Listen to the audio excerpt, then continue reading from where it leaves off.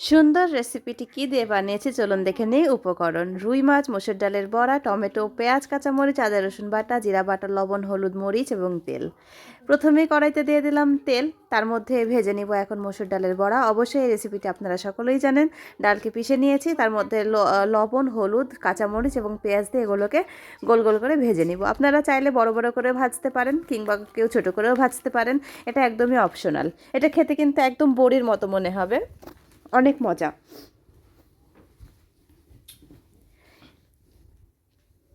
উল্টে পাল্টে ভেজে নিতে হবে। দেখুন মাশাআল্লাহ ফুলে গেছে আমার বড়াগুলো।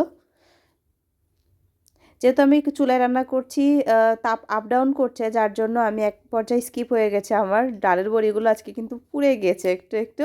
সেটাকে কেউ কোনো কিছু মনে করবেন না। সো আমি এগুলো ভেজে নিলাম।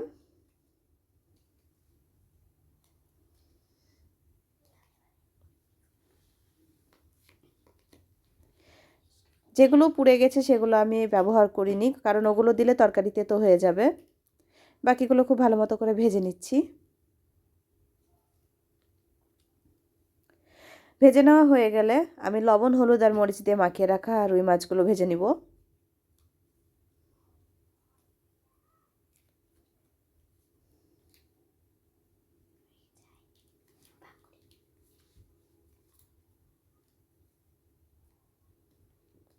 খুব ভালো মতো ভেজে নিব মাছ।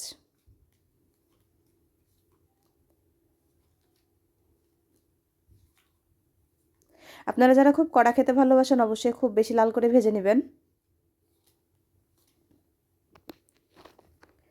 ভাজা হয়ে গেছে, আমি মাছগুলো তুলে নিব এবং সেই তেলের মধ্যে দিয়ে দিব পেঁয়াজ এবং কাঁচামরিচ। পেঁয়াজ এখানে মোটা করে দিলেও কোনো সমস্যা নেই। এটা খুব ভালো মতন ভাজা হয়ে গেলে একটু নেড়েচেড়ে ভালো মতো ভেজে নিব।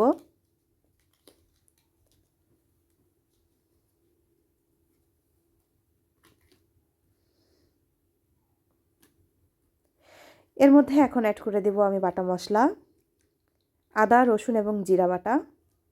তার মধ্যে দেব লবণ,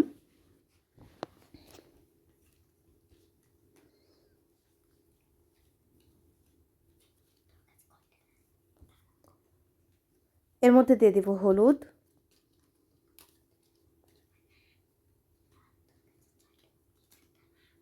সবটুকু কিন্তু পরিমাণ অনুযায়ী দিবেন। এরপরে মরিচের গুঁড়া, যেহেতু আমি খুব স্পাইসি খেতে ভালোবাসি, কাঁচামরিচ এবং লাল মরিচ দুটোই দিয়েছি এবং সামান্য পানি দিয়ে খুব ভালো মতো কষে নিব। ঢাকনা দিয়ে রেখেছি কিছুক্ষণ, ঢাকনা তুলে নিলাম, দেখলাম তেলে একদম উপরে উঠে এসেছে। খুব ভালো মতো নাড়াচাড়া করে নিব। খুব ভালো মতো নাড়াচাড়া করে এই পর্যায়ে দিয়ে দেব মাছ এবং বড়া ভেজে রাখা বড়াগুলো। এটা খুব বেশি নাড়াচাড়া করবই না, কারণ ডালের বড়ি একদমই ভেঙে যাবে। সাথে দিয়ে দিলাম টমেটো কুচি, কারণ টমেটোটা গোটা খেতে খুব ভালো লাগে। আপনারা চাইলে মশলার মধ্যেও দিতে পারেন। সঙ্গে দিয়ে দিলাম পানি।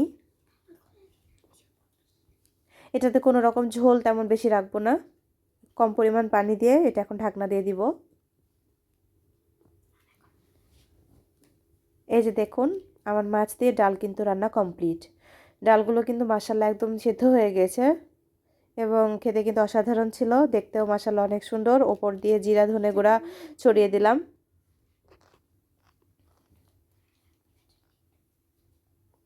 খুব ভালো মতো ফুটে আসলে এবং ঝোলটা একটু কমে গেলে এটা নামিয়ে নিব এবং গরম গরম ভাতের সাথে পরিবেশন করে দিব। মাশাআল্লাহ দেখতে যেমন সুন্দর হয়েছে, খেতেও ঠিক ততটাই সুন্দর হয়েছে।